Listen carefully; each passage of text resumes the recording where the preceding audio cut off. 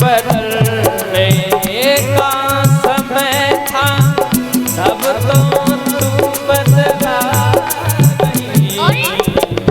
अगर तीर पर एक बार, बाण पर एक बार तीर चढ़ा लिया है और वो आपके बाण से निकल गया, क्या वो तीर वापस आ सकता है भैया? आ सकता है कि नहीं? हाँ या ना? आपने बाण पर एक तीर चढ़ाया है और उसे छोड़ दिया, तो अब क्या वो वापस आ सकता है? हाँ या ना? करिए ना। नहीं आ सकता, इसलिए अब जो बदला क्या हुआ, अब जो बदला क्या हुआ, सब कुछ बदल जाएगा। अब जो बदला क्या हुआ, सब कुछ बदल जाने के बाद।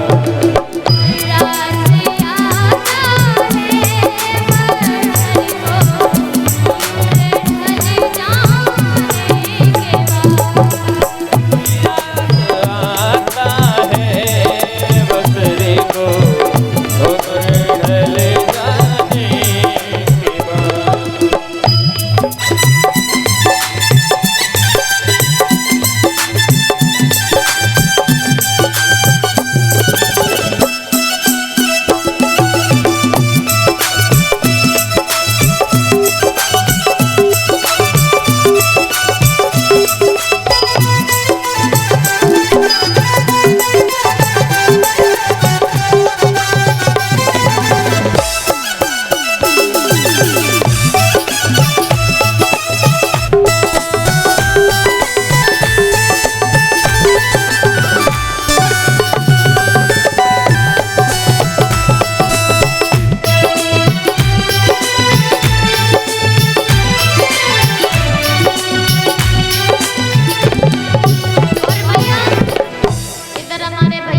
तालियां क्यों नहीं बजा रहे? अच्छा, जिसके हाथ में वो तालियां बजाएं और जिसके हाथ नहीं है वो तालियां ना बजाएं। और जो चाहता है कि मेरे हाथ ना रहे तो वो तालियां ना बजाए, क्योंकि ये भगवान का दरबार है। वहाँ पर आप ऐसे बैठे हो जैसे कहीं के नवाब हो, भाई नाती पोता खिलाते हो तो बड़ा उछलते हो उन्हें हंसाने के लिए, तथा भागों में शर्म आती है ऐसे बैठे नहीं बजाना। तो जब नाती पोता खिलाने में ताली बजाने में शर्म नहीं आती